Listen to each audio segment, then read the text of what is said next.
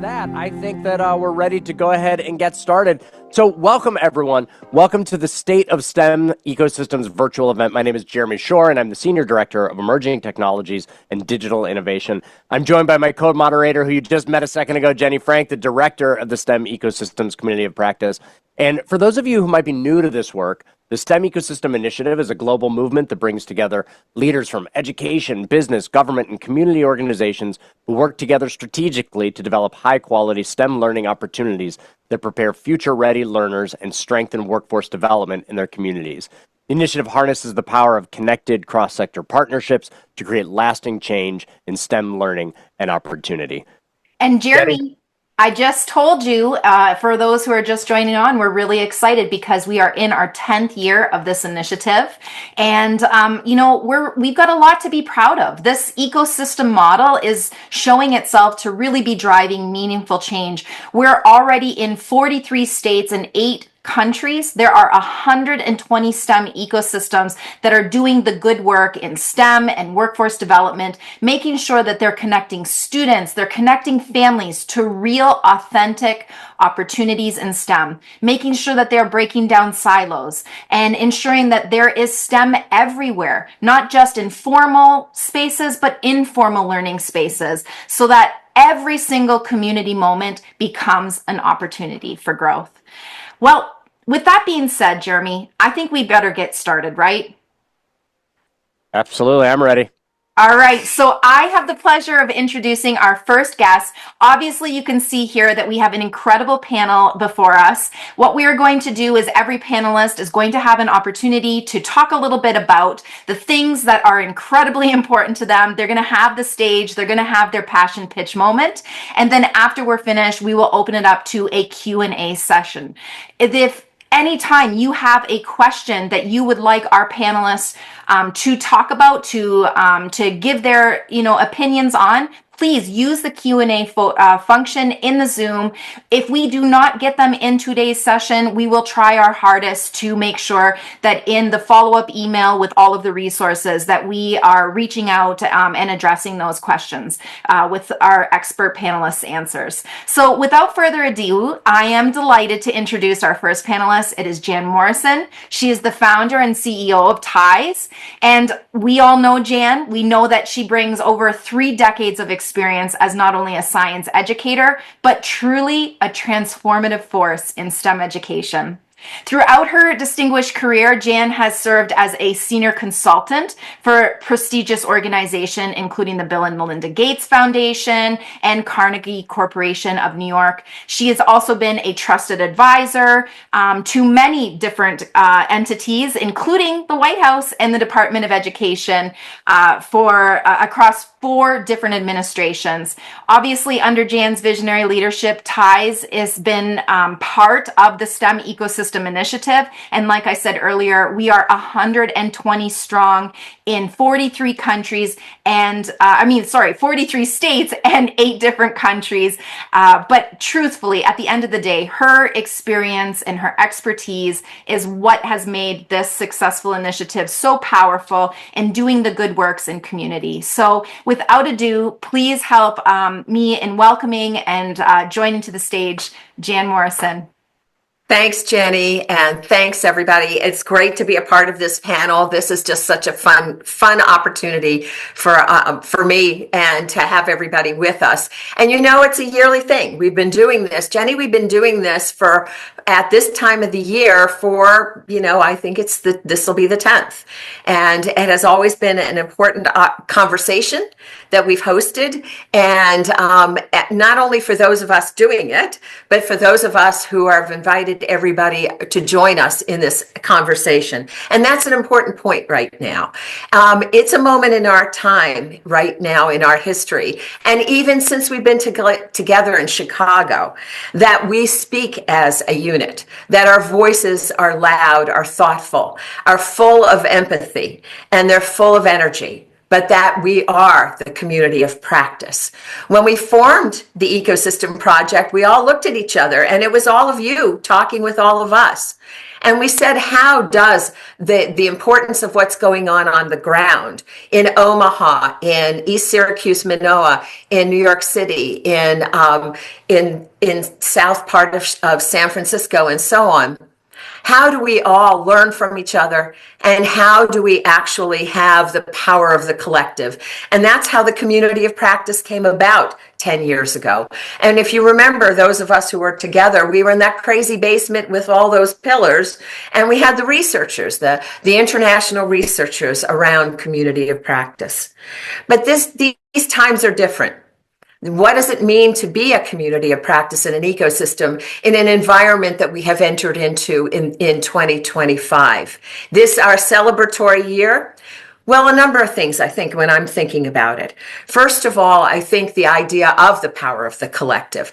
And when we speak about community, there is power.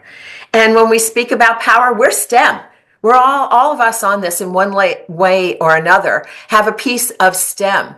What STEM brings to us is an understanding of how our world works. Power is work over a period of time. So isn't that what we need to do this year? Don't we need to do work in a very important period of time so that collectively we have that power? But doing that without our usual humor, a very additional dose of empathy is not going to be as effective. And I think when we put on our tagline for the anniversary, a decade of change and a lifetime of impact, that term impact is what we're after this year. And so when we celebrate, we're celebrating the fact that we do have the power. We have the vision, we have the smarts, we have the imperative, and we have the empathy. We really have the idea of working together is everything. So I think Jenny and Jeremy and the whole panel, from my perspective, if we live the rhetoric and we are less reactive and we take that power and we do what we know we would do anyway, and it's right, we're going to have that impact, and maybe to a degree that we never anticipated. So thanks. I appreciate the opportunity to say this, and welcome everybody to the year. A little belated Happy New Year. And I think we're off to others to talk. Jeremy, we can't hear you. Don't know what happened there, but working now, right? You can hear me now? That was weird. All right, so thank you, Jan. We're so excited to have you with us as always. And we're also excited for our other panelists and friends today. And next up is our very longtime friend, Jeff Weld. Please join me in welcoming Jeff, STEM education futurist and consultant. He advises regional and global STEM education leaders and organizations specializing in policy guidance, programmatic impact, stakeholder engagement, strategic planning, resource discovery, all the buzzwords. He's got them all. His 40-year journey spans the STEM education enterprise from the heights of policymaking at the White House Office of Science and Technology in 2018-19 to statewide innovation leading the Iowa Governor's STEM Council from 2012 all the way to 2023.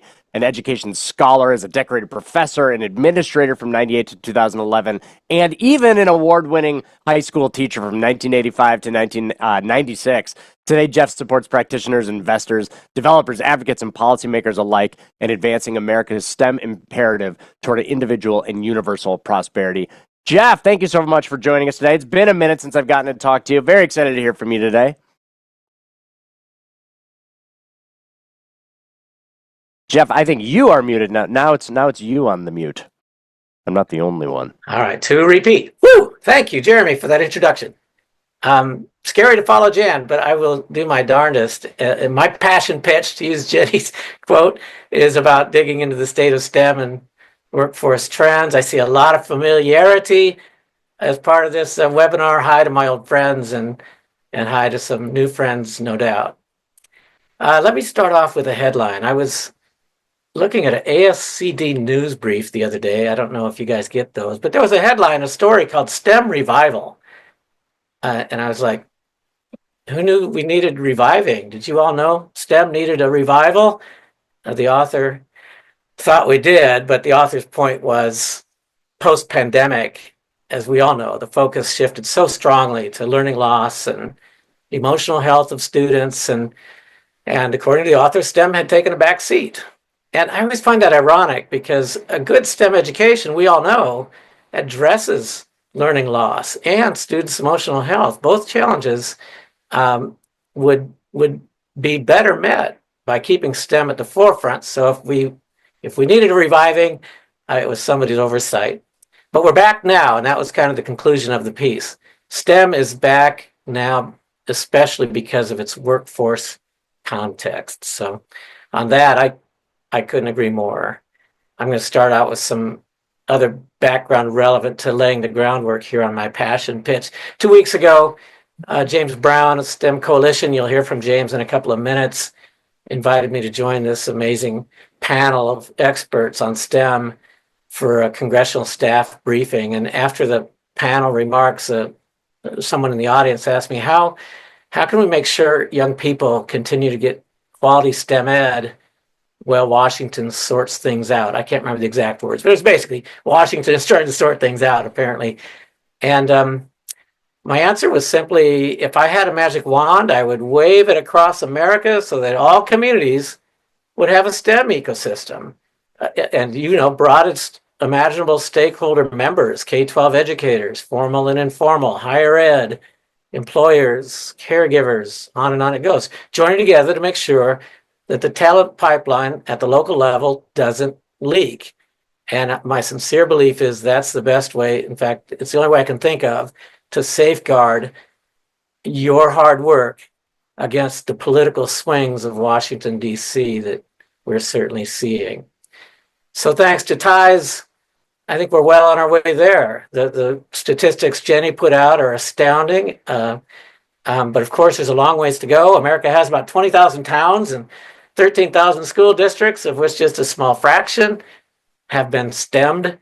So we've got our work cut out for us. Fortunately, a while back, I go 7 years back, incredibly hard to believe, that I was at the White House drawing up a 5-year STEM strategic plan. Jan was coming to visit us at the Eisenhower building one day. And when I say us, it was myself and the director of the National Science and Technology Council, Chloe. And I was nervous that day because we had a big ask of Jan. Obviously, we were going to ask her for advice and counsel on narrative and to get it right. But we were planning to lead off the new federal 5-year STEM strategic plan with a national call for the support of the establishment and sustenance of community ecosystems. So we wanted her advice, but more importantly, we needed her permission. Jan, I don't know if you'll remember this, but I timidly asked you as we were sitting at the table brainstorming, and we had this thing drafted on paper. So it was high stakes moment for me to lean over and say, Jan, is STEM ecosystems trademarked by you guys? And Jan, in her grace, no, certainly not. She said, you are most welcome to use it. And whew, Chloe and I both let out a sigh of relief because it was on paper. It was in pencil, but it was on paper that we were going to lead off that federal STEM plan with priority one being a community ecosystem. So there it is to this day. If you still have a 2018 to 2023 federal STEM plan, ecosystems is the lead off. Interestingly, I was at the TIES STEM Ecosystems website the other day, and correct me if I'm wrong, but I see you have trademarked it now, little TM, and I'm grateful you waited until after we got our plan out to trademark it. So all of that is to say, hearty congratulations, 10 years of existence. What a remarkable difference a decade can make when it comes to STEM education and TIES and STEM ecosystems. So let me turn more to the landscape and cite a couple more reports, 3 in fact, that I'm going to talk about that have come out lately. The first is a 2024 report from the Gallup organization working with the Walton Foundation. They polled thousands of teenagers, asking them to grade their school on 10 different aspects. And the kids were pretty generous with their grades, although the grades never went higher than B on average, and they never went lower than C. So there's a lot of interpretation to be made. The highest grades, if you haven't read the report, I'll summarize. The 2 of the 10 categories that schools received the highest grades from students were 1, quote, helping you succeed in the main subjects like math and reading. Great. That was actually rated as a B on average by teenagers, and that's a core function of schools. So we're all happy to see that. The other highly ranked aspect was, quote, quality of relationships with your teacher. On average, that got a B minus, which is a pretty good grade. So obviously, teenagers, for the most part, they like their teachers and they know that they're working hard. But pertinent to our discussion today were the 2 categories that were the lowest grades. One was, now I'm quoting, making you excited about learning. That was a C, a low C.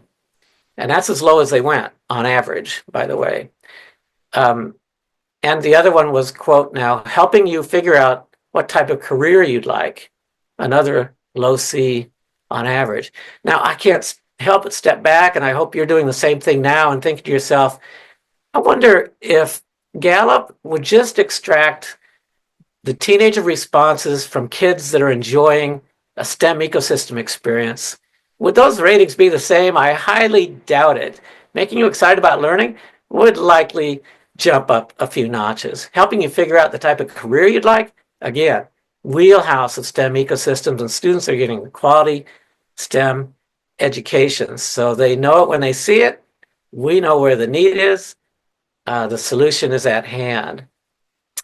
Second report, similarly positioning us, I think, favorably, was another 2024 Lego Education Survey. This report, if you haven't read it, real quickly summarizing, was educators that got surveyed, educators and administrators of schools. A scary finding of that report was that 2/3 of the educators surveyed didn't think that their students are engaged in learning. That's pretty shocking. I haven't been in a classroom in a while, but that would be a real wake-up call, splash of cold water in the face for anybody in education, and I hope the Lego report is just that. But here's the surprises. First surprise isn't a surprise, so I'll just oxymoronically, the first surprise is the happier the kid, the more engaged the teacher thought they were. This is educator surveys. The happier kids seem more engaged. Yeah, that makes sense. And then a second surprise that wasn't a surprise is the more engaged the teachers feel the kids are, the higher was the likely retention of the teachers. So happy kids lead to teachers hanging around. No surprise there. But the biggest, the third reveal, I almost need a drum roll for. What makes kids want to engage? And the upshot? Learning with purpose. Oh, I'm thinking again, that's the magic power of STEM ecosystems, bringing abstract, esoteric, math, science, etc., disconnected concepts down to Main Street, down to relevant local relevance to kids, and learning with purpose is the STEM ecosystem magic. So again, I think we're definitely on the right track here. Finally, a third report, pretty recent, just came out, National Academies. The title, Scaling and Sustaining Pre-K-12 STEM Education Innovations. This report really caught my eye because they did something you so often, rarely hear in education right now. We know we're not perfect, but we kind of got to get the dirty laundry out there so we can address it. And they put it out there as acknowledging there's a lack of widespread buy-in to the innovations we're all familiar with in STEM education. They go on, fortunately, to suggest some remedies that we can all take to improve the situation, the buy-in, the scaling of the STEM ed that we know works. And guess what? One of the recommendations is, number 11 is STEM ecosystems. Alongside, if you read the report, a litany of other challenges we face that need to be addressed, like teacher professional development, the re-examining of teacher preparation, the bolstering of physical infrastructure, all of it, though, in the report calling for investments and a lot of federal investments. So you know how that is in this moment. don't be counting on it anytime soon. But there'll be good news. There's countless reports like this out there. We all know about them, pointing at the critical importance of good STEM ed and healthy ecosystems. Hopefully our leaders are reading these reports as we are. And that leads me to my personal perspective on what's brewing in DC at the federal level that's going to help us move the ball down the field. And I can share with you, I'm full of like non-surprises here today. One of the non-surprises is STEM education at the federal level right now is all about workforce development, much as the ASCD article mentioned. I mentioned this to a lot of my teacher friends who often counter with their mission is higher than that. I had somebody say to me recently, I'm not here to make workers. And I respect that. But in reply, I said, well, for now, play along, because that's where the voters want you to be, and that's where the current administration wants you to be, and that's probably where a lot of parents and employers want you to be. And you might be surprised, I would add. Try it, play along, call yourself a workforce developer, teach like you are, and you might be surprised at some of the other effects. But as far as what it's all about, an AI workforce, a quantum workforce, chips developers, cybersecurity, biotech, advanced bio, skilled technical workforce is the drumbeat. Robotics, automation, HVAC, construction, transportation, health and medical, and so on. So what's favored in the current climate are systems and programs and people who are fueling that agenda. So watch for dual enrollment to explode, community college crediting for high school coursework. The community colleges likely to be big winners, and that's kind of painful. I sit here at a university, and universities have their work cut out for them to portray a relevance in this current atmosphere. Another big winner is going to be competency-based learning and assessment. Thrilling to me personally, as a cause I think will revolutionize education. Career-connected learning, work-based learning are already taking off. Education and industry partnerships is a part of that. Digital badges, stackable credentials, at the graduation level, by the way. Skills-based hiring, not relying on a piece of paper to tell you who's qualified and who isn't. Not new news, I'm sure, but to emphasize the point. Who's driving STEM federally? I thought I'd touch upon. It's early, believe it or not, it's early in the 47th administration. But in terms of who's driving STEM, yesterday, Michael Kratsios sat in front of the Senate for confirmation hearing to direct the Office of Science and Tech Policy. That's going to be tough sledding, given the purview of a person in that chair with regard to federal agency science, all of which is very complicated and not my personal arena. But Michael was my boss for a little while out there at the OSTP in 2018, and I found him to be outstanding. Outstanding because he was deferential to experts, and he did what good leaders do: smooth the bumps in the road ahead, help these people get over the hurdles and get their work done. And that was Michael's gift to me and so many staffers at OSTP. So I think Michael's a good sign, a good approval, a good candidacy for OSTP, and bodes well for STEM education. He was an ardent supporter of our work and our federal STEM plan. He and Lynn Parker are there together now. Lynn Parker is the new director of the National Science and Technology Council that Chloe headed when I was there. But Lynn was in the OSTP when I was there, another strong champion for STEM education. In fact, her new executive order that charges the NSTC with its activities moving forward explicitly cites education as part of their mission. So you can count on a lot of STEM ed activity coming out of OSTP's leadership at some point. I was also pleased, as you probably were, to hear that STEM is a priority of the Department of Education, according to the new Secretary, Linda McMahon. What that may mean in a department that's on a bubble in the moment, nobody knows, but at least it came out of her mouth. The STEM Congressional Education STEM Ed Caucus is alive and well. James will probably have more to say about that than I know. And then one last bit of good news, the Congress is just about to agree on something. It's going to be National STEM Week. There will be a bill signing in March that that the feds will declare to be National STEM Week after some co-STEM noodling on it. But there's one happy thing the Congress is doing in this moment. Downsides, a new federal STEM plan came out just before the new year, and this administration took it down. And in this moment, we don't know what STEM plan they're following.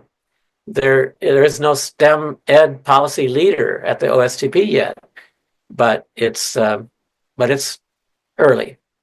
As we all know, a number of STEM ed grants have been frozen, and staff that we would interface with released. All that is to say, it's a fluid environment right now, to put it mildly, but there are some bright spots. What's stable about STEM ed, I guess, in wrapping up, is the local and the regional, the state, at the national level with nonprofits, corporate investments of both human and financial resources. They're still powering street level STEM education that's happening in pockets of brilliance across the country. Our hope is more STEM ecosystems can turn pockets of brilliance into a national mosaic. So thanks for the chance to weigh in. I yield whatever remainder of my time back to Jeremy. Thank you, Jeff. We're just a couple minutes ahead, which is a great place to be. We're going to get to Dr. Rodriguez here in just a quick second, but before we do that, I wanted to point out a couple of things. First of all, some of you have already discovered that little Q&A tool down at the bottom and have started putting questions in there. Please go ahead and put your questions there. We are likely not going to get to all of them because I suspect there will be a lot, but we'll get to as many as we can, and we'll answer as many as we can offline as possible. But a thing that you can do to help is before you add a question, read through what's there. There's a little thumbs up button. If a question really resonates with you, hit that little thumbs up button because that'll give us a little bit of an indicator of which questions we should perhaps prioritize. I did see a couple of questions that I want to address right now. The first is, will this recording be available? Yes, it'll be sent out after everything is over. The second was, when is the convening that we mentioned in the beginning? A couple of you kind of missed the dates there in the beginning. That is October 20th through the 22nd of this year, 2025, in Washington, D.C. Registration is not yet open, but in your follow-up email, you're going to receive kind of a register to register link so that you can, if you know you want to come or you're pretty sure that you do, you can go ahead and get on that list so that you can get all of the updates and everything from there. I know I'm excited to hear from yet another one of my favorite people, Dr. Stephanie Rodriguez. Jenny? Thank you so much, Jeremy. I really do appreciate it. And another little thing to add is that quite a few of you have asked for the resources, the articles and references from Jeff, as well as all of our panelists today. That will also be included in our follow-up email. So anyone who is currently asking in the Q&A for the links and access to those resources, that will certainly be included for you. But right now, I am very excited to introduce, like Jeremy said, one of our favorite people, Dr. Stephanie Rodriguez. She is currently the inaugural. That's a pretty special, that's not just director, that's the inaugural director of the STEM Opportunity Alliance at the American Association for the Advancement of Science. And she leads a cross-sector coalition who is implementing a national strategy for STEM equity and excellence. Stephanie has recently served as a STEM Next Senior Workforce Fellow at the U.S. Department of Labor, where she developed the DOL Youth Employment Work Strategy and received Secretary's Honor Award. Woo-woo! Congratulations.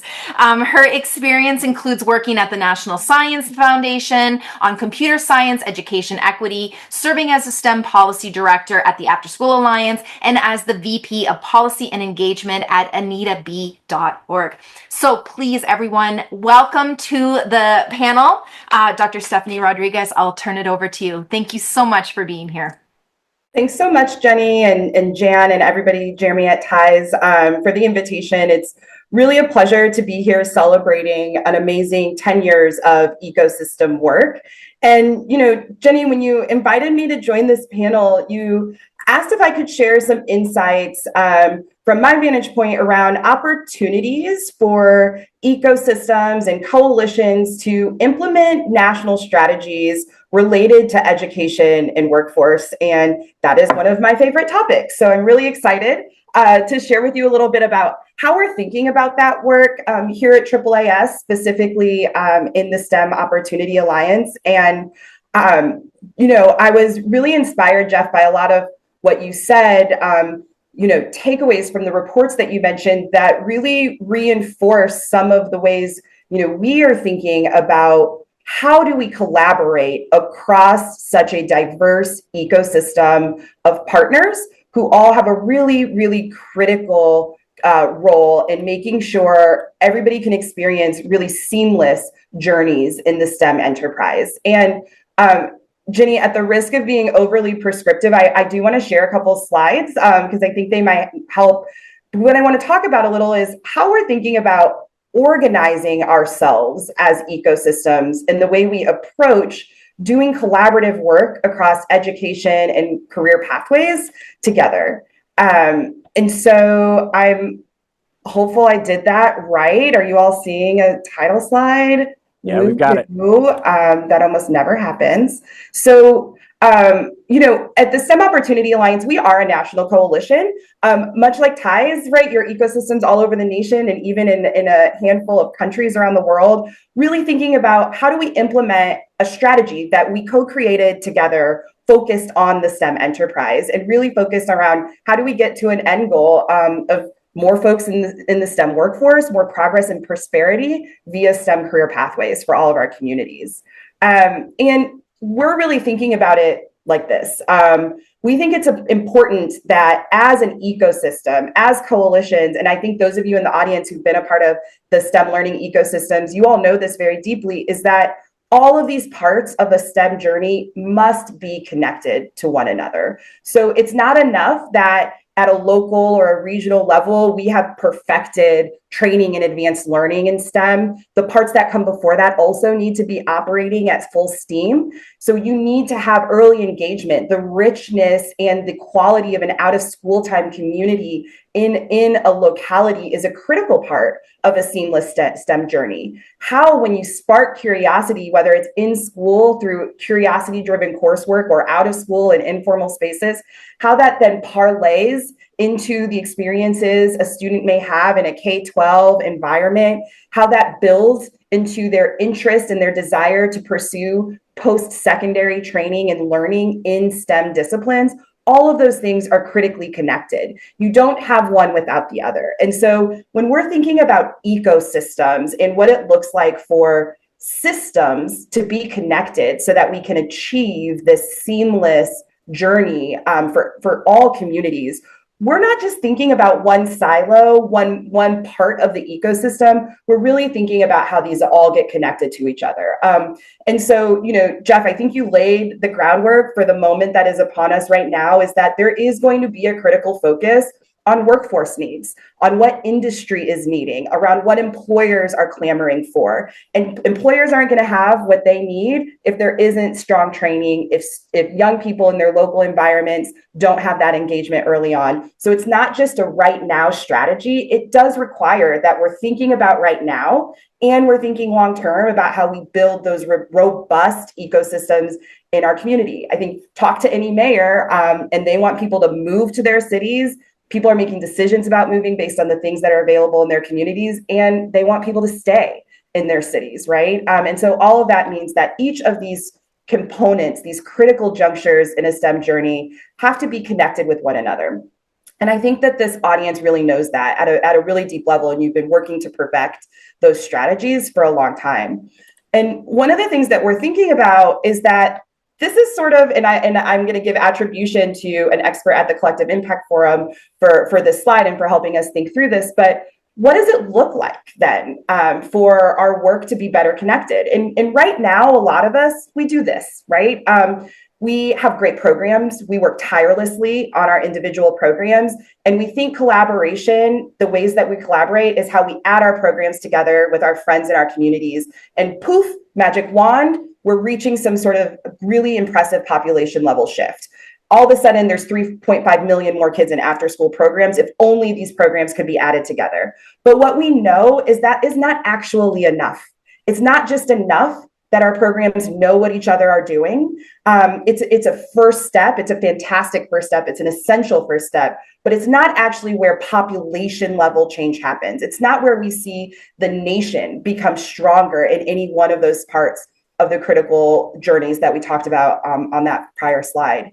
And we think that how you get to real population change actually looks less like adding our programs together and hoping they end in a population level result, but it actually looks like starting with the result you want to have. We want 3.5 million more kids in out of school time programs, building from there. Okay, what populations aren't in out of school time programs right now? Rural, are there different demographics of this? How do we investigate the different barriers or disparities or factors that might impede or prevent or also help, right, those kids get into after school programs? Input that population level result. You want to double enrollments in post-secondary STEM degree granting programs. You need to understand that result you're looking for first, and then we build a collaboration and a partnership strategy based on that result. And so for this year at the STEM Opportunity Alliance, we're really thinking about how do we do an implementation design process that uses that shared strategy that we created together as a community with many of you on the call right now, and really get laser focused on what is the data telling us about the context of that goal at a national, regional, and local level. And then what do we know about the factors that are preventing us or enabling us in reaching those goals at a regional, at a local, or at a national level? And then create and aim and target our new partnerships and our strategies to address those factors in those systems. And, we know that, this gets messy, right? It requires trust. It requires an ability to really understand and work and identify gaps that we may not have noticed or known because we're focused more on our programs and less on the results. And so trying to switch that frame of reference so that we're really doing a data-driven, results-driven strategy process for working together. And part of this process is really thinking about the systems change factors, right? And we could spend our entire PhD thesis unpacking systems change factors. And I think right now, what this moment, right, what's happening at a national level, the chaos that is impacting our communities in a lot of ways, the ways we're thinking about who are the power brokers, who hold the relationships, what models and narratives are a part of why our system is held in the place where it is right now? Why are we having stickiness around moving the needle around our particular problems? Require us to think really critically, right, about all of these different types of factors that can impact it. And you have a lot of experts on this call, Jeff and James in particular, who can educate us to the moon and back around policies, around rules, right, around regulations, around those dynamics. But those are explicit dynamics, but they're not the only factors that keep our problems entrenched in place.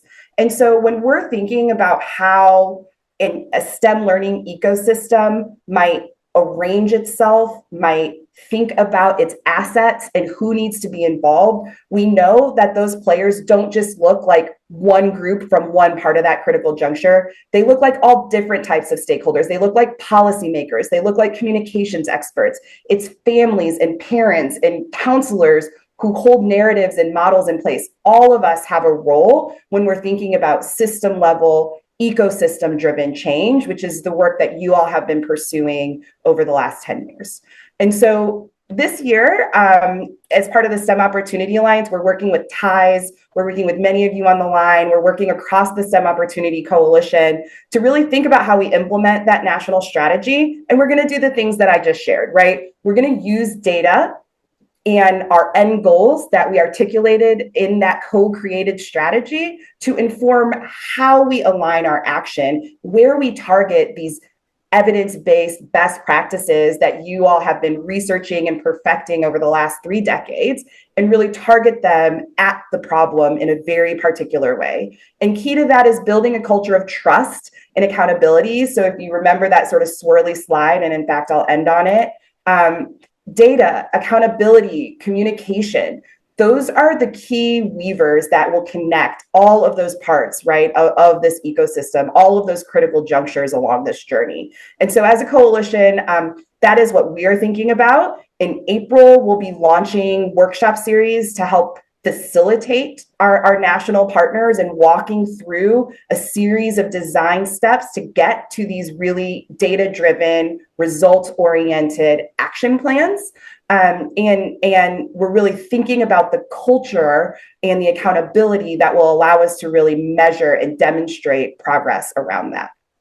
And so, here's my information. I'm going to have to hop off a little bit early. So if people want to reach out to me, you're welcome to do so, because this is my favorite thing to talk about. But I think what I want to end on is that, right now, it's a really important moment for the STEM learning and career pathway and workforce players to be thinking about how we stay together in community, in coalition, and in our ecosystems, staying the course, right, around making sure every young person and every community have access to the progress and the prosperity that STEM careers and STEM knowledge and STEM skill sets allow.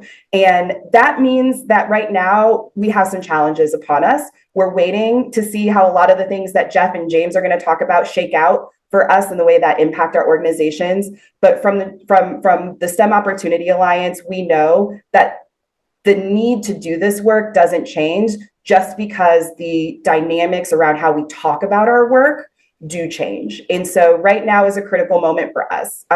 We think it's really essential that, our communities are navigating legal, regulatory, and policy dynamics right now. A lot of us have to be laser focused on rapid response needs in this moment. And I think I'm going to implore us to find a way to not lose track of envisioning the future together, because this work of systems change, the work that the ecosystems have been and will continue to do, is more critical now than ever.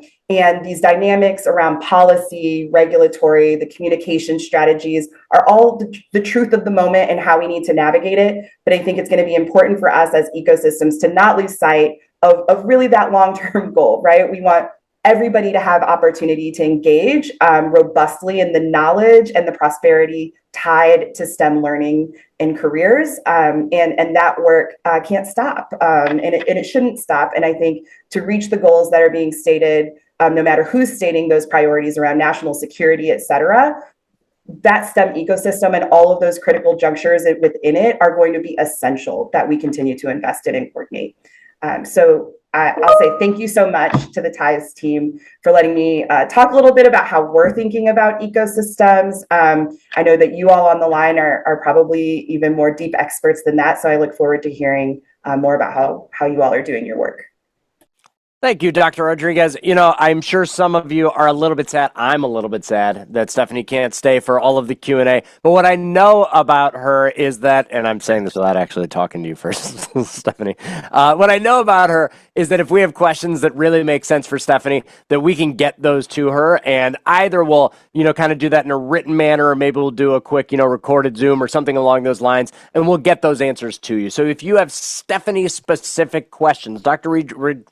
Rodriguez-specific questions, just make sure to still put those in there. We will get those to her. We'll get those answered for you.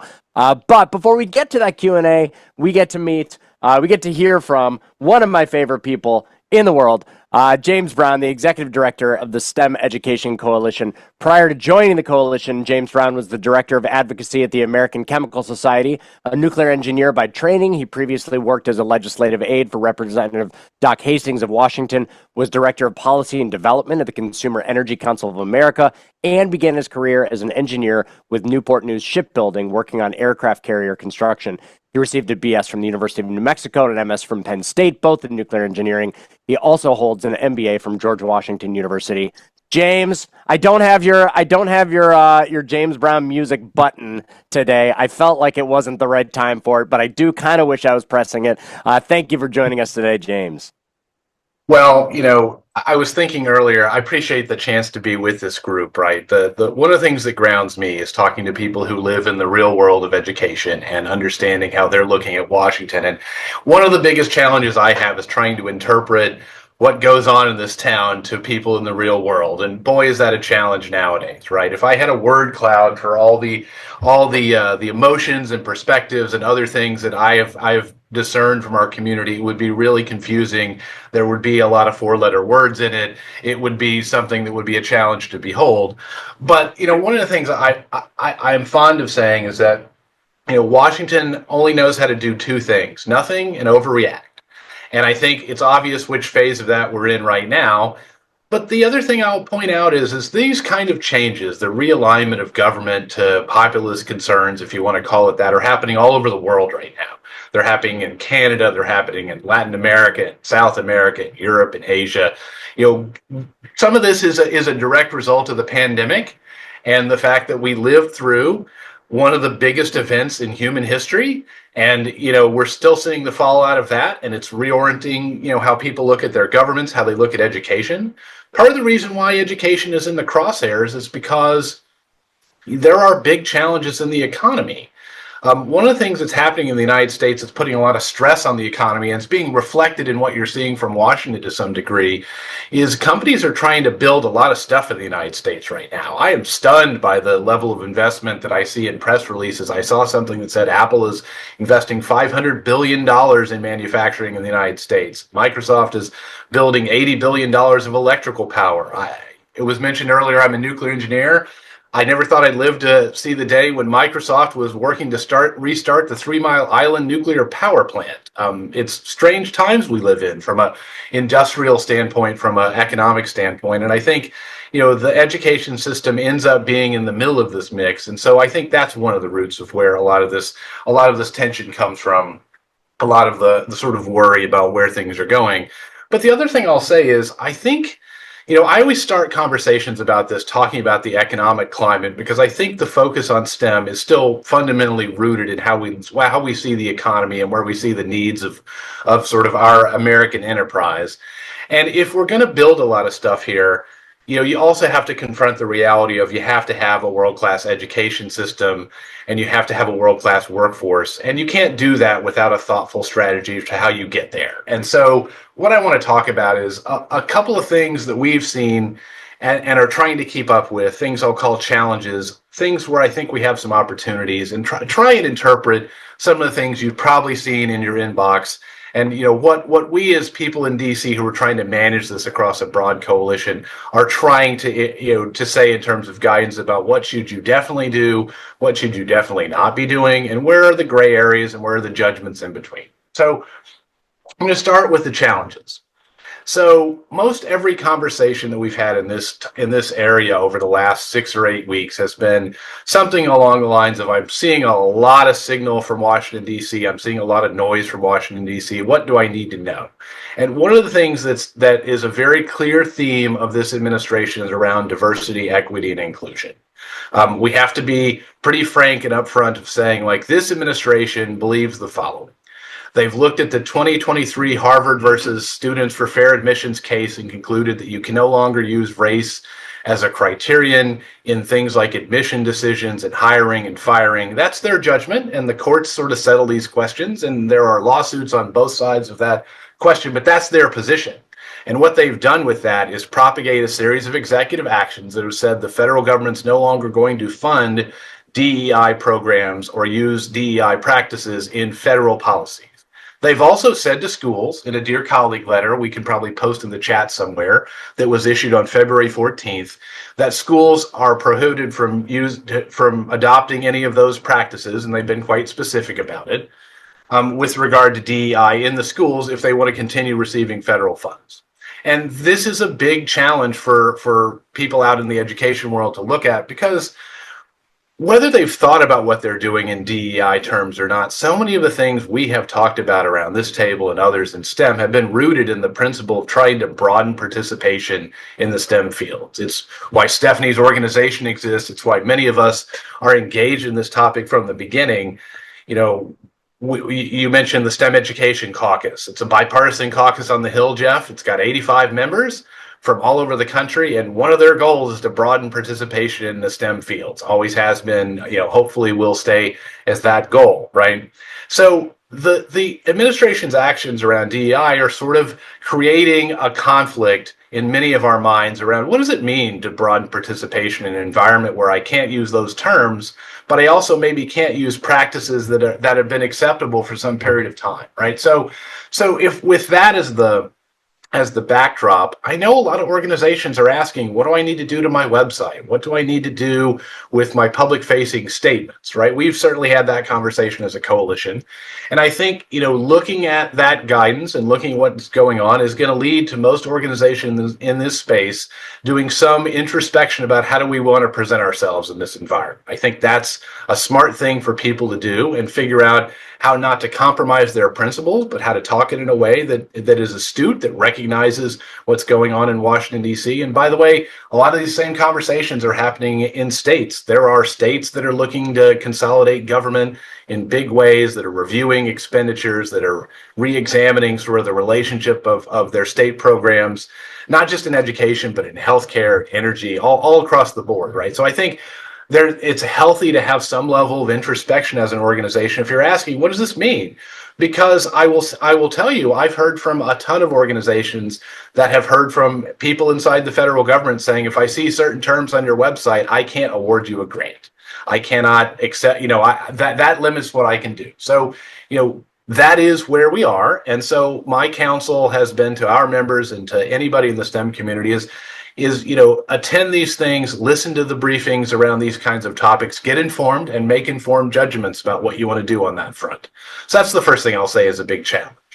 The second is, the federal government is we're experiencing what it's like to go through a Silicon Valley style downsizing, if you will. That's what the Department of Government Efficiency is all about. And that's what Elon Musk is bringing. And we've read about that in the headlines every day. And that's the other thing going on. It's affecting the federal workforce to a large degree. You've probably all read the stories about people being under pressure who work in federal agencies or being dismissed. There's a lot of that going on. It's affecting a whole bunch of people in this area. It's creating a lot of disruption. And it's doing the same sort of thing in state government. So a lot of state departments of education are pausing activities because they don't know about where their future federal funds are going to come from. They don't know, what grants are still viable. And that is, that's what happens when you have a lot of chaos is people, will sort of engage in nesting activities and try and protect what they've got, right? So that's chilling a lot of activities in universities, in K-12 schools. And, that feedback is starting to head back up to Washington through your members of Congress. Everybody is hearing about this. The piece of advice I have for people is make sure you're telling your stories. Tell them to your local elected officials, tell them to your members of Congress if you've ever done that before. And I'll downshift to something else we have as a challenge in the STEM community, which is the pandemic and lots of other changes in how we operate now that we can get together on Zoom has nixed a lot of programs in STEM organizations that had you coming to Washington, D.C. to make sure your voices were heard, having you engage in advocacy programs that required you to do that face-to-face. There's not as much of a facility there in the professional organizations and the education associations as there used to be. And frankly, a lot of us are figuring out how to bring that back. I think one of the most important things you can do, to be perfectly honest, when you see something happening in your capital that you don't like, is to voice that, right? Like that's a sort of fundamental responsibility that we have in a democracy is you have to stand up and have your voice be heard. But it's our obligation as your sort of advocates in this town to make sure those pathways are there. And so a couple things I'll point you to that are sort of contemporary examples. If you've never heard of something called the Committee for Education Funding, you should check it out. It has a really good advocacy page that's already up there that gives you some background to talk about education funding generally and to make the case for that and for teachers and educators and students, very generally. But if you want to write a letter to Congress after this call, that's the next place you can look. Our coalition is standing up some interfaces on that front that you'll probably be hearing about in the next few weeks.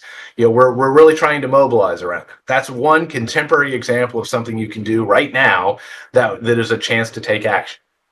The other thing that I would point you to is something that Stephanie's parent organization put out this week, which is called the Vision for American Science and Technology, FAST. It's part of a new consortium that's come together to try and reevaluate a roadmap for American science and technology. And if you Google that, you look for that, and maybe somebody can plop that in the chat. it has a chance for organizations to endorse that plan. And that's another action you can have that's sort of a contemporary example of a vision for science and technology, how it fits into workforce and education, and where you can go in terms of things you can do in that space. So that's as much as I want to say about, how do we respond to this? How do you get smart about it? Is pay attention to what's going on in Washington, but also don't just read the news and adjust. I think you have to get to looking at the language of these things in detail before you make decisions in your schools, and you should be counseling that to others. Is reading the news and making judgments is not the same as reading what the Department of Education puts out or what your state department puts out, because those are the rules of the road. And I think it's really tempting to sort of do what I would call self-censoring when you're worried about these things and you say, hey, can we talk about DEI anymore? Of course you can. But it has implications in how you apply for federal grants and other things. Like that's what I mean about getting educated. The other thing I'll say on that front is, make sure you're looking to your other partners that you're already a part of, right? If you're a part of an association and you want to do a briefing on this, the Ties backbone can help connect you with folks like us. If you want to get more educated about this, I've done this for a ton of different groups. I sat with the superintendent of DC Public Schools yesterday because he was interested in figuring out how to navigate these waters and how to get more of the goodwill in companies that are clamoring for STEM workers to translate into resources in his schools, right? So those are the kind of conversations that we as STEM advocates want to have with people who are on the ground trying to figure out how to make sense of this. So I wanted to end on a happy note, and to do that, you had to slog through some unhappy news, right? So here's my happy note. I think with great change, there's also great opportunity for positive change. One of the things that I will say is, in this environment where there's so many things going on that are unprecedented, the education proposal you had 2 years ago that people said was, gosh, that was a ridiculously big idea, it doesn't seem so ridiculous now in an environment where everything's up in the air. So think big. And some of the big ideas we're thinking about are things like, let's pay STEM teachers what they're worth in the private sector. Like, that seems like an apropos argument to be making right now. You want the greatest teachers in the world? Let's treat them like they're the greatest people in the world. You care about science? Let's make science count. California just added science to its statewide dashboard. You know why? Because companies in California have complained to the government saying we cannot recruit enough talent. So the State Board of Education added science to math and reading as a state activity. And for those of you who think this is a red state or blue state issue, like, that's happened in lots of other places too. So that's an example. Trying to find ways for companies to put their money where their needs are with the workforce is another big challenge. One of the things we're trying to work out is, can we propose some things in Washington that will allow more companies to participate in the ecosystem, big E or little E ecosystem. I'm not sure which one the trademark falls on, Jan, but the community of companies that are in the CHIPS universe trying to make semiconductors in the United States are struggling with education and workforce issues, and they're doing it at scale in their regions. And one of the things I've heard from a lot of companies is how, we're a federal contractor. How can we create a better ecosystem of companies that are required to engage in education and workforce activities as a condition of their federal grants? Because the challenge a lot of big companies have is, if the CEO goes on TV and says, I'm going to invest $500 million in education and workforce, a lot of times their stock goes down because their shareholders will say, that's not the mission of this company. But if the same person goes on TV and says, I'm required by the federal government to invest in education and workforce, and here's what I'm doing, guess what? The feedback works the other direction. So those are some of the big ideas. And I would encourage everybody who's ever had these conversations. We've all said, if we could wave a magic wand, what would we do? Go to that locker and pull some of those things out and resurrect them and see what they look like in an environment where change is happening at a rate that we've probably never seen before. So I'm going to end with that. And the last thing I'll just say is, thank you for attending these sorts of things. I've loved the questions that are coming out of this. I hope we can go through them a little bit, because I think they're striking at, this great time of change is a challenge for us to reimagine ourselves too. And hopefully we come out of that feeling better about what we're doing. Wow, I feel good. All right, I had to do it. I had to do it, James. I had to do it one time before we close. Thank you, James. We always learn so much from you. I'm really excited to learn more. The best part of these events is when we get to hear from all of you and hear your questions, because you're out there in the field. You know what we need to know. I always learn the most when our panelists have an opportunity to interact with your questions, and we're going to head over to that right now. Jenny, what's up first from I know I've been looking through these questions. There's so many incredible questions. We have the ones that were submitted in the tool, ones that were submitted separately. People are texting, people are messaging, questions from everywhere. What's up first? I would definitely agree with you, Jeremy. We are on question overload, but I will promise you that we will take kind of a Q&A transcript, take all of your questions, and have all of our panelists afterward provide some responses and share that as a resource to give you some talking points and things to think about, right? Some tactics and strategies that you can employ today and tomorrow. One of the questions that came in, and it's kind of something that is been overlooked in our conversation, but certainly at the forefront when we think about career readiness, when we think about future readiness, is a question from David Brown. He asks, as technology advances at an unprecedented pace, we are witnessing a growing generation of individuals left untrained as educators struggle to keep up with the rapid developments. What solutions do you see for bridging this ever-widening skills gap in the workforce? And I'm going to turn it over to anyone who'd like to share or answer or share some thoughts about that. Sure. Jenny, can I take that on to start with? I think that's an amazingly important question, but it is actually underway. The ed tech community is enormous. The number of startups, the number of resources, which should make it very easy to respond to that question and set up processes or multiple processes within a system to actually address that, has really made it very difficult to address that. How do you know where quality is? How do we know what's going to address what, and with what kind of connection to other educational situations, whether they're in school, whether we're talking about teachers. So for a moment, I'd like to address teachers.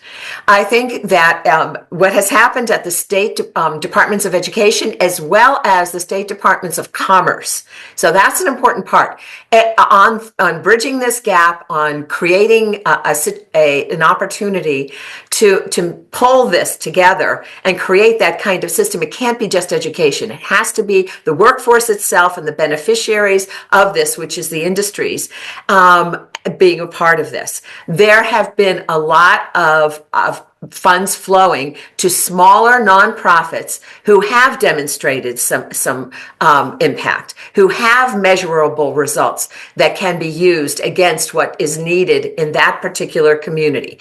Is this going to be an answer that comes from the feds down? I doubt that.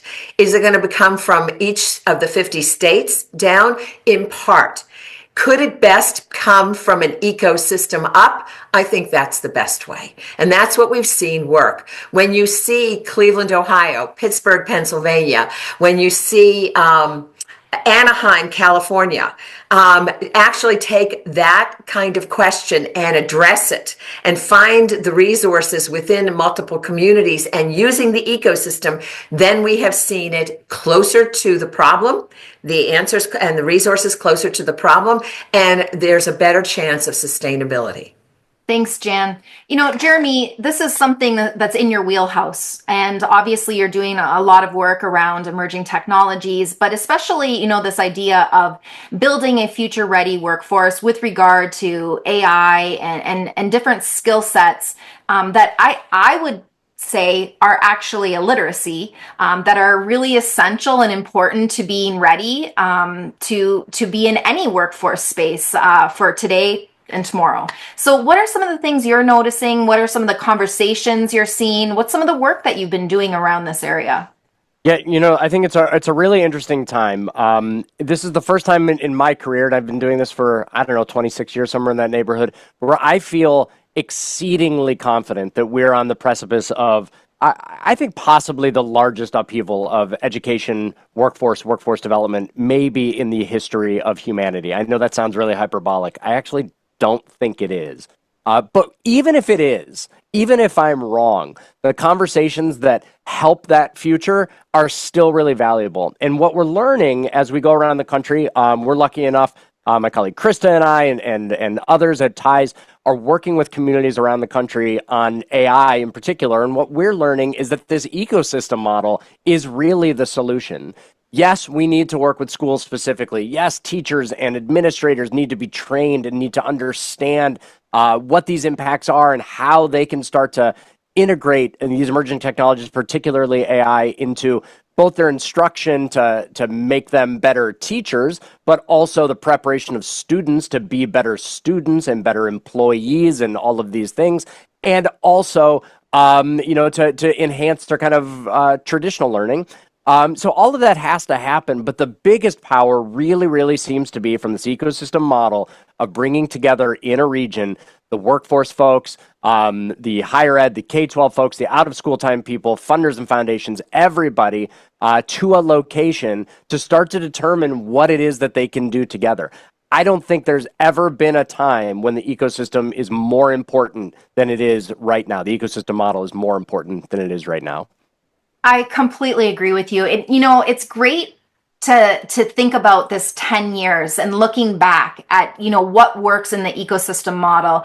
And you'll probably hear us talk even more about it. But at its foundation are the 5 pillars, right? We know partnerships, we know systems, we know designing and thinking outside of the box with teaching and learning. We know about the importance of using data to, share our impact stories. And we know about thinking through workforce development and being future ready. So, Jeff, when we talk a lot about this idea of STEM ecosystems in this work of building partnerships, right? Not just with teaching and learning institutes in and out of school time settings, but also that idea of, building the connection, building the relationships with workforce and industry partners. And we keep mentioning them. They're vital in this success. But I guess what I'm going to ask you here today is how do we start to forge and build more authentic and thoughtful relationships with business and industry so that STEM ecosystems aren't just looking at them as funders of the good works, but looking at them as real partners, lifelong partners that really start to connect the dots as we think about building a future-ready workforce? Good question, Jenny. And short answer, if I can muster a short answer, is one of the great things about a community-based STEM ecosystem is that you tap into the satisfaction and the dissatisfaction of local community members and leaders and constituencies with school today. What is their issue, whether they've still got a graduate in their basement or their special needs child isn't progressing on account of a shortage of resources, or they've got a precocious mathematician that's not getting enriched, or whatever it might be. I mean, that's a venting and a communication opportunity to have the advantage of an ecosystem that connects these stakeholders to the school system. And I think with regard to schools partnering with the world of industry and business, it's a win-win. Everybody always says it's a win-win. The industry gets to help fuel the talent pipeline, and the school gets supplies and equipment and plant tours and guest speakers. And so on the surface, it's very win-win. But what's below the surface that people seldom dig into, it's also got to be a give. And by give, I mean, obviously the business is used to the give part. Sometimes I meet industry leaders, as you all do, that say, oh, yeah, the school's going to want another grant or another a gift of some sort. But what schools need to do, in my humble opinion, is to give more too. And by give more, I mean schools as systems giving credit experiences to students who spend a summer or a semester in a workplace setting through a competency-based credential or a grade or a college preparatory credit of some sort. And maybe even alternate perspectives on who can teach their kids physics. Can the amusement park creator of the roller coasters teach some physics and gain the credits that the kids would get? I mean, schools have a lot of policy arenas that are locked down and exclusive to educators and licensures and rules and credentials and crediting. And I think the give needs to loosen up and imagine that the business sector can give a lot of educational necessity that we're currently not necessarily tapping into. So not just win-win, but give. I absolutely appreciate that. It's what, as you're talking about 400 other thoughts were coming up, but one of the ones that I really like to talk a lot about from a STEM ecosystem model perspective is the idea of the braided river model, right? And that STEM ecosystems are really essential when we talk about being advocates for ensuring that there are multiple opportunities and on and off ramps.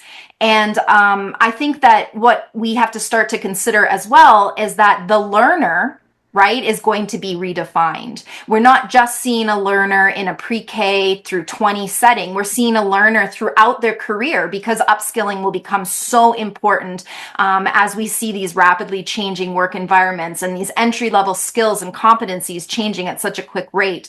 So Jan, when I think about questions like that and I think about this braided river model, I start to think about things along the lines of, yes, we've got great awareness opportunities, we've got great engagement opportunities, but what are the immersive STEM opportunities that we've got to start incorporating now that help people to experience and say, hey, I could see myself in this STEM space or as a STEM career, and help to build confidence as well as competencies. What are your thoughts around that? Well, I think this can't be just a demonstration and an outreach. It can't be 6 degrees from the actual work itself. So the question you're asking, Jenny, is really important, but we have to look at it in multiple lenses, I think. I think when we want to learn something, when we're going to do something around the house in which we have to learn a skill that we haven't had before, but it's in our own interest to do that. You know, we have multiple ways of learning that, but we go after it because the incentive is there. I think the word incentive is critical here. We have to be clear what we're doing and why we're doing it, and what the impact is when we're done. It may be very personal, it may be something that you've just gained. I mean, go back to the question about the teachers and the tech and the gap in the whole workforce. Got it. Where are the incentives? How do we get those folks into the industry so that they spend their summers as teachers in an externship, not being in a summer camp environment or whatever there happened to been before, but actually doing the work of and becoming part and parcel of that. So really at the moment, to James' point about disruption, I think if we have to think back to his examples. We have to bring STEM education, workforce, economic development closer together and think of them as one system, which we know we talk about it. How do we act that way? And how do we then, in moments like that, bring the opportunities that might feel a little uncomfortable to start with because it's not something we started our lives to endeavor to do, but to make ourselves better at what we're doing, and to have that kind of incentive and maybe reward as well when it's achieved. Absolutely. I couldn't agree more. James, you know that I'm going to come to you next with the question, right? And the question is, these things are fantastic, but how do we do these things when we have so many questions around the certainty of funding? How do we do the good work, right? When programmatic funding is questionable, and especially operational funding. I talk all of the time about the importance of not just funding programs, but truly funding the people who are in doing this work. Those are the people who make change. Those are the people who are disruptors. Those are the people who are being innovative. How do we work around this funding landscape to be able to put more funds into the people and really start to see some great advancements in this STEM work? You know, it's a really challenging environment for that reason, right? And the first thing I'll say to people who are looking at the overall funding equation is I'm not in favor of what I'll call self-censoring. And what I mean by that is if you were planning on applying for a grant to a federal agency, I want you to apply for a grant to a federal agency. I want you to do it smartly, but I want you to go do that. Because I think one of the opportunities here is, if a lot of people self-censor and you're in the pool, your odds went up, right? So that's just like a sort of simple pragmatism that I would put on the table. Because to the extent that we in our community are doing things that are tied back to sound economic logic, history is on our side, right? I mean, like the bigger motive that moves the ball on funding is always whether you can tie it back to a positive political outcome. Most positive political outcome any politician looking for is being able to take credit for job creation and making the economy better, right? I mean, I'm going to quote James Carville for a second, say it's the economy, stupid, right? Like that's the simplest proviso in politics is do something that allows politicians to take credit for it and be wise to what those generally are, right? Like that's the long-term solution. But the short-term solution is not to self-edit, right? But the other thing I want to put on the table, and this is, I think, an important dimension to understanding, sort of how our democracy functions. Like executive orders can be done and undone, right? So the next president can reverse everything that's happened here. But if Congress writes the changes that you've seen into law and you're adverse to them, that's where the real fight is for our community, is making sure that, if the changes to NSF or the Department of Education or somebody brings up a bill to eliminate the Department of Education, which is what would have to happen for that to happen, that's where the bright lines get really, really bright, right? There's not a whole lot we can do unless you have a deep legal fund to sue the federal government, which last time I checked, they have a lot of lawyers. Like sue the federal government, because you think something they're doing is unconstitutional. That's not a practical opportunity for anyone, right? So like take that frustration and apply it into making sure your elected officials know where your bright lines are, because down the road, if budgets enact this and if the so-called reconciliation process enacts this, like that's the bigger outcome to keep your eyes on, right? But the other point I wanted to make was I also think an opportunity for our community is the business community has taken the education and workforce imperative and moved it from like issue 7 on the CEO's list to like issue 1B or C. Like, I'll give you a practical example. Samsung is one of the biggest companies in the world. Samsung is trying to build a $50+ billion semiconductor fab in Arizona. And Samsung had to put out a press release that I'd love to be in the room for this conversation. We don't think we have the workforce in Arizona to build this facility, so we are delaying the opening of this facility by more than 2 years, right? Imagine what that felt like to land in the governor's office as a reason for not investing money in the state, right? So that's what gets people's attention.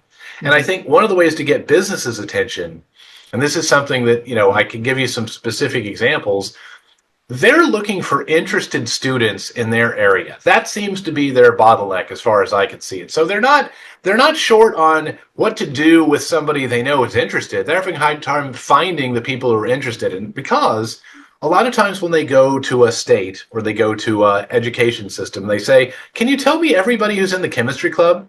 And they don't get an answer, right? Can you tell me everybody that's studying engineering in the 5th grade? Nope. And that's one of the things that I think we could really do a lot as ecosystems to help answer those questions in ways that, we all sort of get the analogy that if you had a young person and they were 6'5" and weighed 275 pounds and they can run a 4.4, in 4.3 seconds, guess who's going to find them? The football team, right? And we have pathways for figuring out how those students get found. And what we need to do is think about that same imperative. Like if our job is to attract the interest from the business community and investing in our programs, the most valuable thing you can give them is the starting center for the football team, to draw the analogy back, right? Of like, that's what they're looking for and they need help finding it, because that's not something we built into our education systems. And that doesn't take a change in the state's curriculum or passing a law. That is like a school being entrepreneurial and saying like, what can we give somebody that's looking for people a certain skill interests that really will whet their appetite for more? Yeah, I completely, I really appreciate this conversation today. I'm actually looking at the time right now and thinking, wow, we should just do a question and answer. Just a nice, safe space to come here and ask some really thoughtful questions about what we're thinking and listen to your thoughtful responses. So, we're going to turn it over to a last question to kind of, wrap it up and talk a little bit more about STEM ecosystems and some tactical strategies that we can do today, maybe tomorrow, to, stay in the game, to be great advocates, to advancing this work, and obviously champion all of the wonderful individuals and people who are essential, right, to STEM learning and workforce development. So I just want to say one last thing is that we appreciate that you are taking the time today to have these conversations. We appreciate that you have taken the time today to be really thoughtful in your answers, to be factual in your answers, to be thoughtful that you are inclusive in your answers. And I feel really strongly that people right now need a safe space to be able to talk about the things that we're talking about. And I just want to thank all of the panelists today for providing that space. And I'm hopeful, and I guess I'm extending the opportunity to you and to all of our community to continue to have these conversations, because when there is sometimes the unknown, when there is some fear and uncertainty, I think that is the time when community is the most important. And that's really what all of the STEM ecosystem is about, right? This initiative, the work that Jan has done over this last 10 years, it's about building communities of practice. And what do communities of practice do? They do their best work, their most innovative work when there is challenge. Because we're STEM folk, right? We can't help ourselves.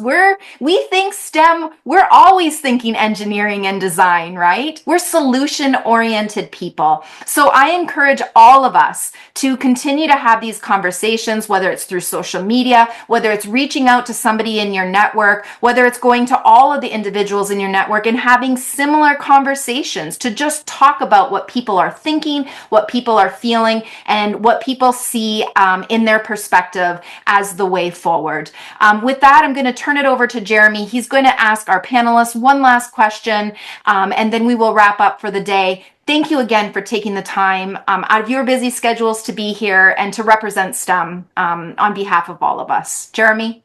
Well, thanks, Jenny. It's been 10 years since the launch of the STEM ecosystems, as we mentioned at the top. And as we close, I'd like to do a little speed. I love a speed round. So we're going to do a little bit of a speed round with our panelists as we reflect on a decade of STEM ecosystems. You're all going to learn more at the convening in October, but part of our goal at that next convening is to shift our thinking towards legacy. What has our legacy been? And what is our legacy going to be in 10 years, in 20 years, in 50 years of each individual ecosystem? So what do we need to be thinking about now to get that ready? So here's my question to all of you, and I'm going to start with you, Jeff.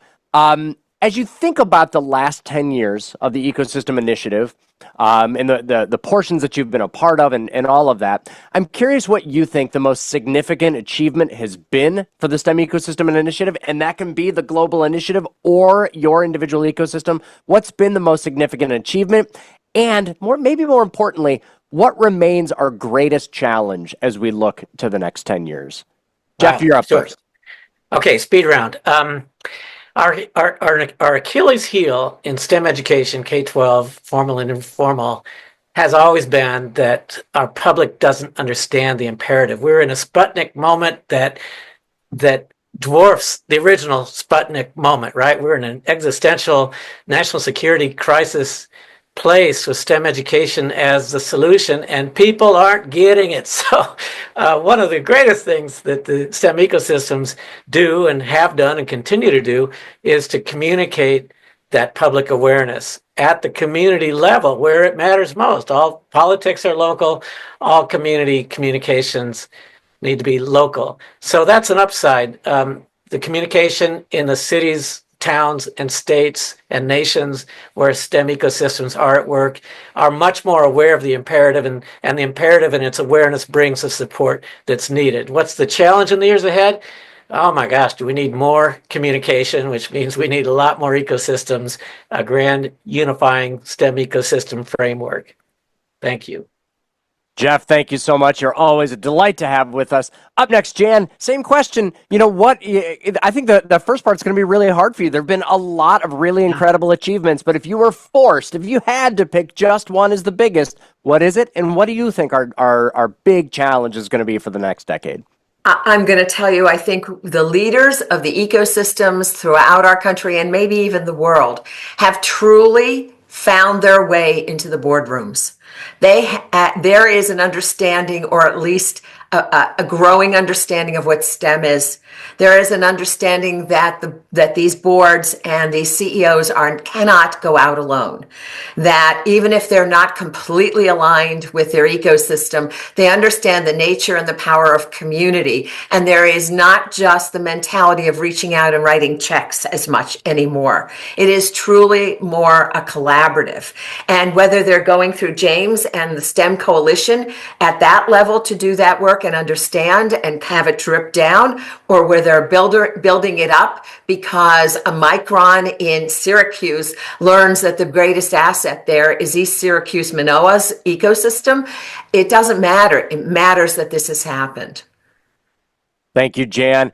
And finally, James, you know, you have, I always love your perspective because you have a really interesting sort of inside-outside perspective, right? You're outside of the ecosystems, but you're constantly in them as well. And so you've got, I think, kind of unique views from all of that. So same question to close us out. What do you think has been most effective, most critical in the 10 years that the ecosystems has existed and ecosystem initiative has existed? And what do you think that the biggest and most important challenge is as we move forward?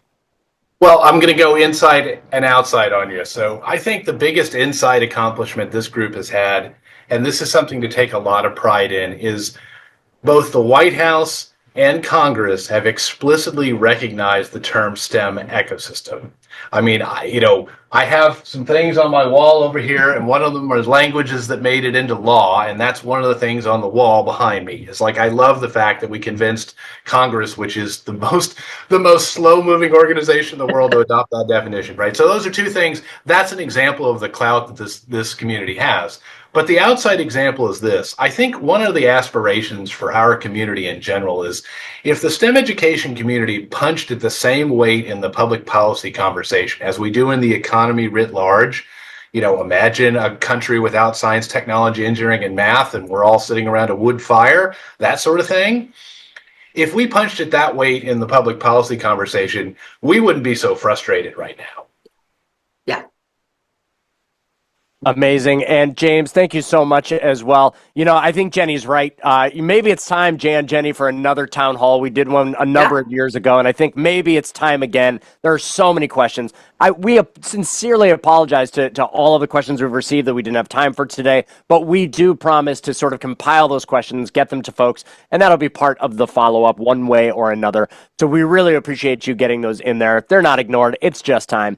Again, thank you all so much for joining us. Please consider joining us at the 10-year anniversary convening in October.